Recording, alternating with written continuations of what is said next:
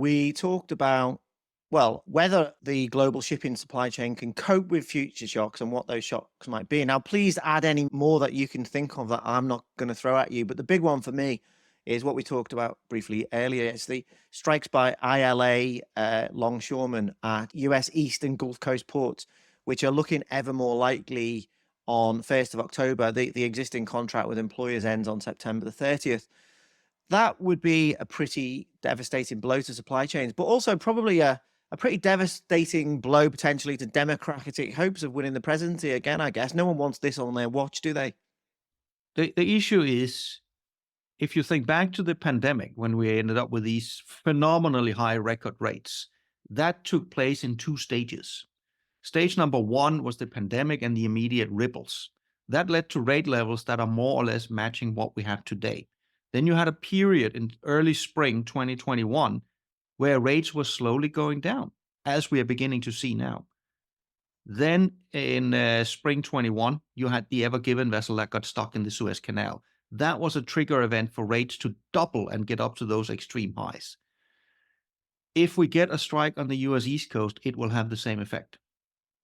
It will be a similar trigger event. We haven't had a strike on the US East Coast since I think it's 1977. So don't have a lot to compare to there, but we can compare to what we've seen on the US West Coast. 2015, we didn't have an all-out strike, but we had go slow actions, and then we had individual terminals shut down for a day here, a day there. And very rapidly, that led to a massive buildup. I think you had a pile of 40 mega vessels at one point lying outside Los Angeles. That was not with an all-out strike. That was just with a small strike here and there.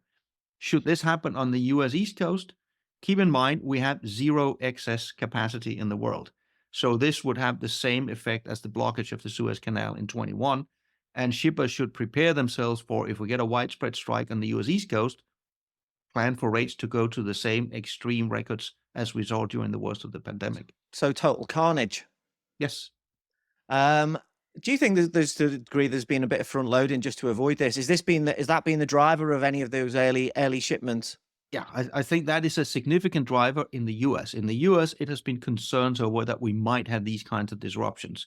Whereas in Europe, it has more been driven by, well, you just have a much longer sailing time because we have to go around Africa. For the US, that's only a tiny part of the market that now goes around Africa that used to go through Suez to the US East Coast.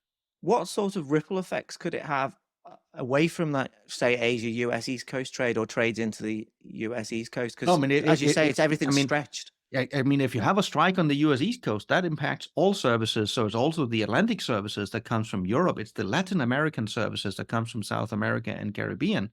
For US importers, all of a sudden, well, if that's the case, you will see people try to divert cargo either through Mexican or US West Coast ports, which would then inevitably also lead to congestion in those places.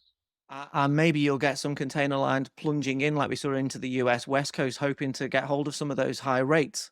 Exactly. And you're going to see vessels diverted, vessels that were en route to the US East Coast might get diverted and say, fine, we're going to go to, say, Mexico. We might even divert them and go to US West Coast if this seems to be a gigantic nightmare. So once a strike is then done, you're going to see several weeks of a cleanup process to get the ships back to their normal rotations.